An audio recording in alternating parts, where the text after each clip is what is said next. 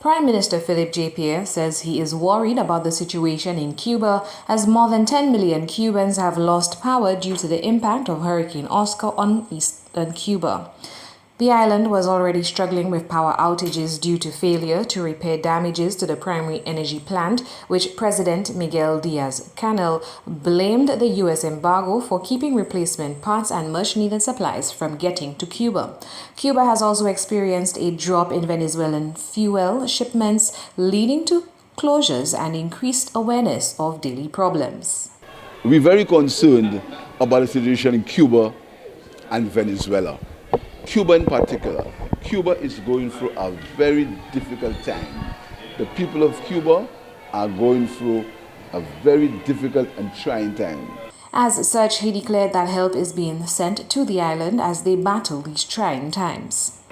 Last night, some heads of government of CARICOM had a discussion and we are thinking of sending some support to the people of Cuba.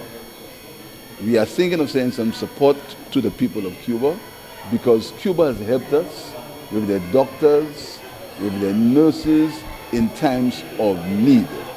And we hope that we can get together to give some support to Cuba. The Prime Minister also reiterated calls for the trade embargo to be lifted on Cuba as it is unfair to them and is one of the major causes for the civil unrest in the country as they too battle with inflation and the impact of global conflicts. We call again for the removal of the embargo against the people of Cuba. This trade embargo and Cuba being on the list of countries that sponsor terrorism is unfair, and we call for the end of that embargo.